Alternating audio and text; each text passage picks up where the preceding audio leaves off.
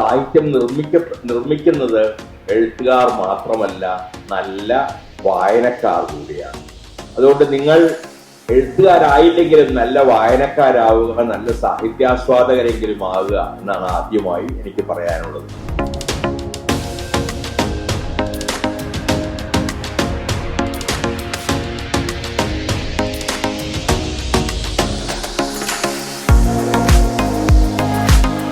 കേരള സാഹിത്യ അക്കാദമിയുടെ ഒരു പരിപാടിയിൽ പങ്കെടുക്കാന്നൊക്കെ പറയുമ്പോൾ അത് ഏറ്റവും വലിയൊരു ഭാഗ്യമായിട്ട് ഞാൻ കരുതുന്നു. എനിക്ക് അപകർഷതാബോധമായിരുന്നു. ഇത് പുറത്ത് വായിക്കുമ്പോൾ ഇതിലൊന്ന് ക്രിറ്റിസൈസ് ചെയ്യുമെന്നുള്ള എനിക്ക് പേടിയാണ്. അതിനെ എനിക്ക് അഭിമുഖീകരിക്കാനുള്ള ധൈര്യമുണ്ട്.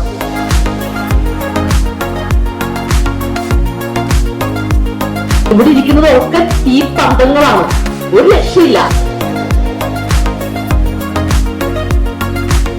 ഒറ്റയ്ക്ക് നടക്കാൻ പഠിക്കാന്നുള്ള ഇത് എന്റെ ആദ്യത്തെ ചുവടുവെപ്പാണ്.